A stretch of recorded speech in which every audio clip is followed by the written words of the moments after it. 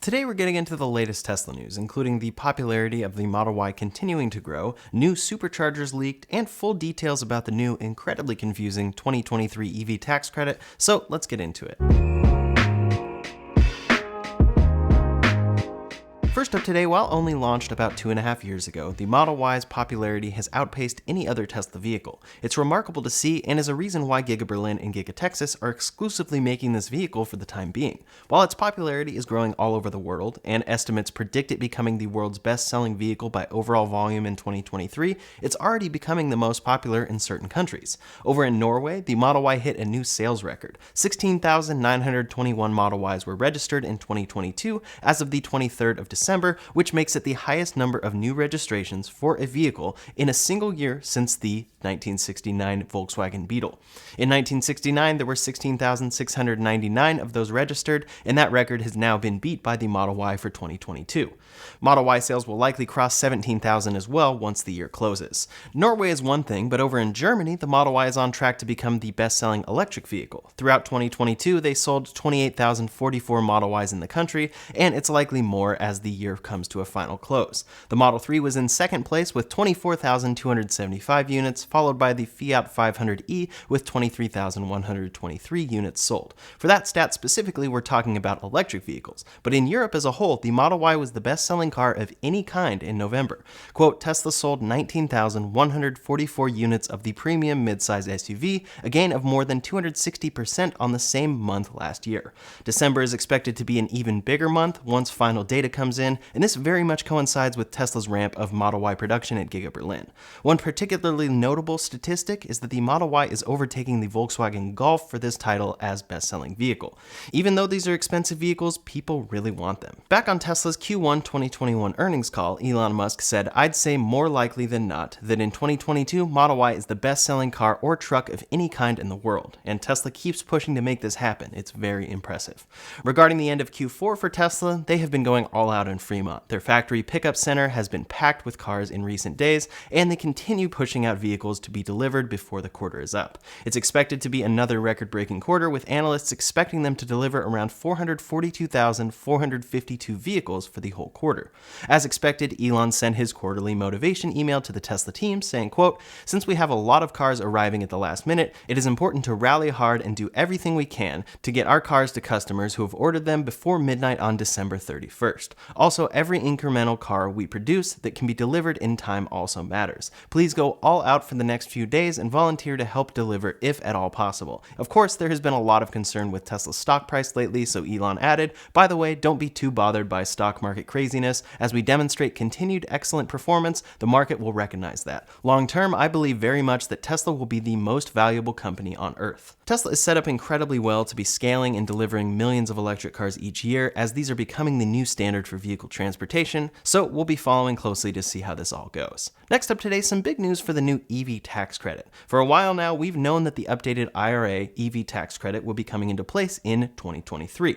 This credit has a few specific requirements. Adjusted gross income must be below $150,000 for an individual, below $225,000 for head of household, or below $300,000 for joint household. If you qualify, then your car must be under $55,000 MSRP if it's a sedan, or below $80,000 if it's an SUV, van, or pickup. Then it must be assembled in North America and must meet specific battery requirements. A few weeks ago, we heard that the Treasury had delayed the EV battery guidance section to March, meaning this wouldn't be a factor until then. So if you met all those requirements I mentioned, you'll get a $7,500 tax credit regardless of where the battery is made. Based on this, I thought that waiting to buy would make sense, until Tesla offered a full $7,500 credit themselves. A point of sale credit is much better than a tax credit in most cases, and now there's another piece here. This whole time we were assuming that the qualified vehicles, once released by the IRS, would be pretty obvious. The Model Y would qualify as an SUV, and certain Model 3s would qualify as a sedan, the ones under $55,000. The Model S and X would be excluded because of their high price. Well, the IRS has released their official list of vehicles that qualify, and it's confusing.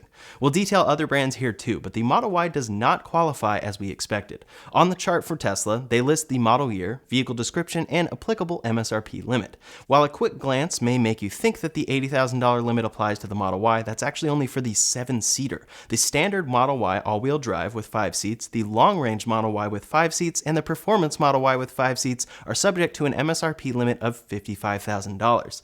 The IRS considers these to be sedans, and every model sold is more than $65,000. So most Model Ys will not qualify for any tax credit, be it $3,750 or $7,500. For some reason though, this quote sedan becomes an SUV once it has 7 seats. It's the same car, just with 2 additional very small seats in the rear, but when you add those to the all-wheel drive, long range, or performance Model Y, you're then subject to an MSRP limit of $80,000. So in theory, as these requirements currently state, you could configure a 5-seater Model Y for $65,990 and get no tax credit. Alternatively, you could configure a 7-seater Model Y for $68,990, paying a $3,000 premium for the extra rear seats, and then qualify for a full $7,500 off, essentially making your cost $61,490. It would be $4,500 cheaper to upgrade to a 7-seater, since that qualifies for whatever reason. I guess we weren't necessarily expecting this to make sense, but this is very confusing, especially since the EPA qualifies the Model Y as an SUV, 5 or 7-seater. One vehicle that does qualify is the Model 3 rear-wheel drive. That's great to see, since this is Tesla's most affordable vehicle and will get $7,500 off as a tax credit, at least until battery requirements change, which could disqualify this vehicle come March, unless Tesla changes batteries. It's all very confusing, and I'll do my best to keep you up to date on the details.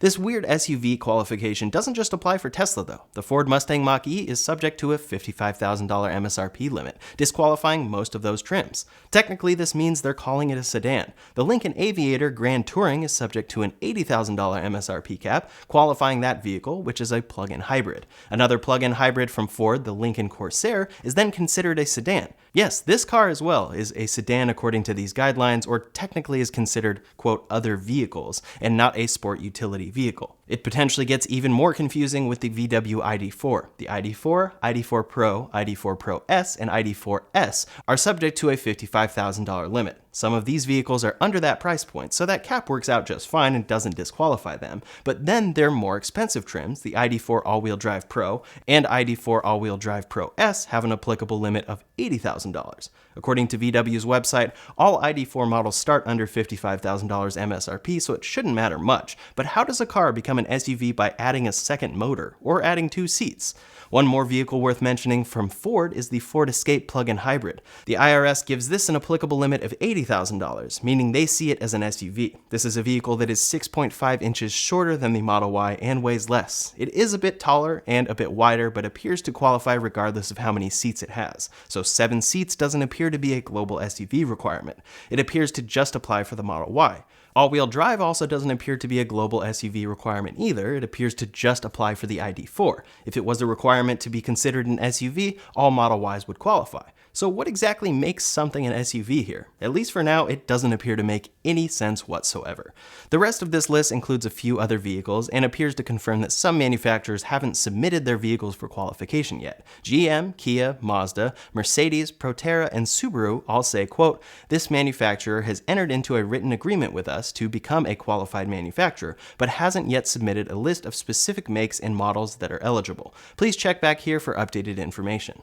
This whole thing is incredibly complicated and confusing, but hopefully we get some clarification in the coming months. There are reports as well that cars may be able to qualify even if they aren't assembled in North America, so nothing is really set in stone here. For now, we'll have to wait and see what happens here and how Tesla prices their vehicles once their configurator is back online. For the last few weeks, it has simply been a buy now button, urging people to take delivery of inventory immediately with incentives up to $7,500 off. It seems this deal was even better than expected, since 5-seater Model Ys don't even qualify for any tax credit as of right now. Worth noting here, while the Model S and X have only been offered with 10,000 free Supercharger miles thus far, Tesla is reportedly offering a $7,500 credit on these vehicles for the last 2 days of the year.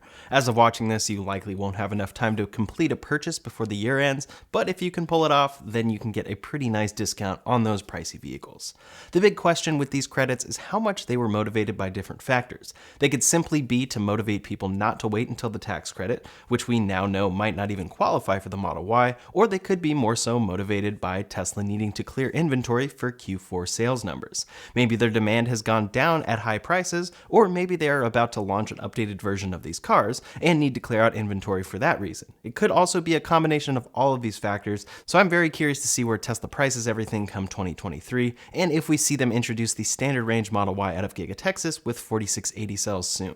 Next up today, Tesla tweeted out a summary of 2023, and there are some key takeaways worth mentioning. For supercharging, they have reached 40,000 superchargers and opened their supercharger network to non-Teslas in 15 European countries. The Model Y and 3 were ranked the most American-made vehicles while receiving 5 stars in every category from Euro NCAP. They shipped 11 over-the-air updates with 87 new major features, made their 2 millionth vehicle at Fremont, launched new colors in Berlin, opened their Megapack factory, delivered first semis, launched Tesla Electric, opened up their charging standard, continued to ramp at Giga Texas in Berlin, and expanded the FSD beta. Worth noting there, they confirmed that both Giga Texas and Giga Berlin are at run rates building 3,000 Model Ys per week as of mid-December. On top of that, for the FSD beta, they confirmed that anyone can request it, and it has now reached 285,000 vehicles total. This is the highest number we've heard yet, and it's very impressive to see. Lastly, they mentioned that record from Norway we talked about, and confirmed that with 4680 cells, they've achieved record output of enough cells to make 1,000 vehicles a week. All of this progress is huge, and there's even more in there. It shows just how big Tesla's year was, confirms progress on FSD and more, and sets expectations pretty high for what they can do in 2023.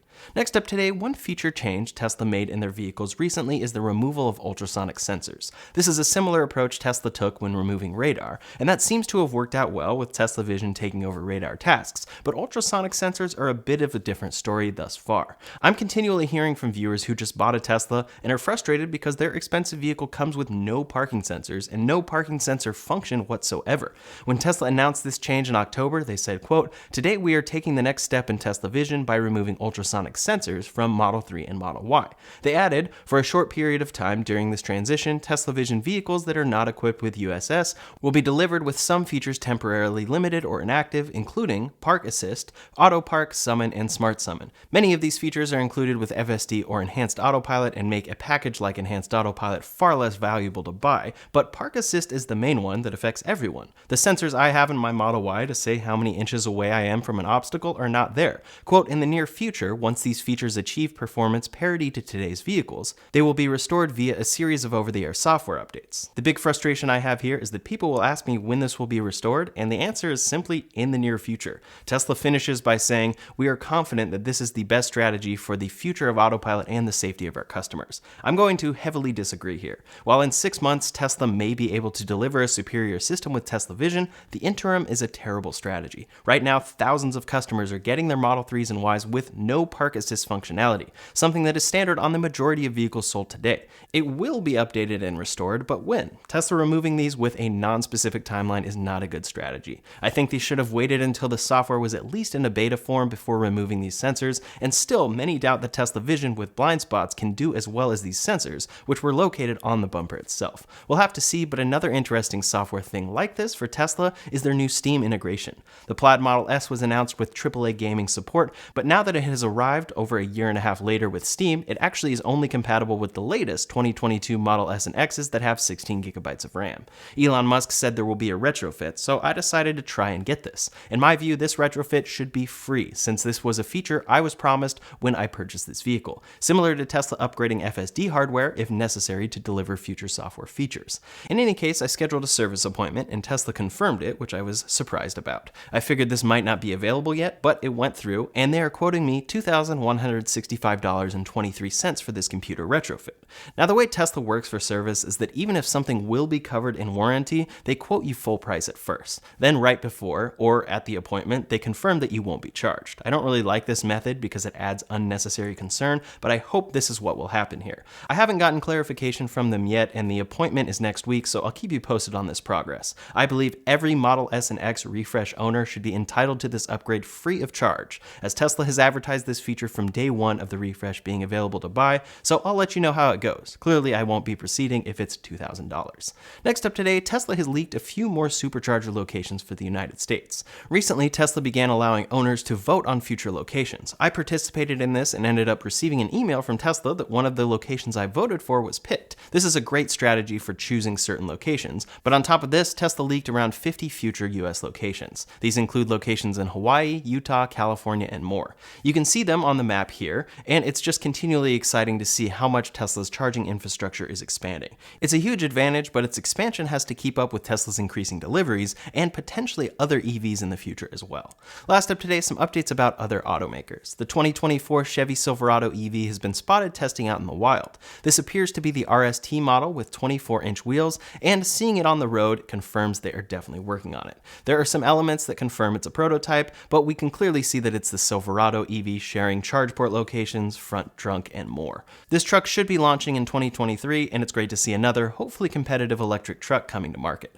Over at VW, the VW ID4 has gotten its first price increase. It's not as significant as we've seen with other vehicles, but the 2023 ID4 will end up $1,500 more expensive if built after January 3rd. This comes at the same time that it should qualify for $7,500 off, since most trims still qualify under the $55,000 sedan cap or $80,000 for all-wheel drive, as mentioned earlier. That's all the latest Tesla news for today, so in the meantime, if you want to see a collaboration with a bunch of Tesla YouTubers about 2023 Tesla predictions, you can check out that video linked up here or in the description below. Thanks so much for watching, and I'll see you on the next one.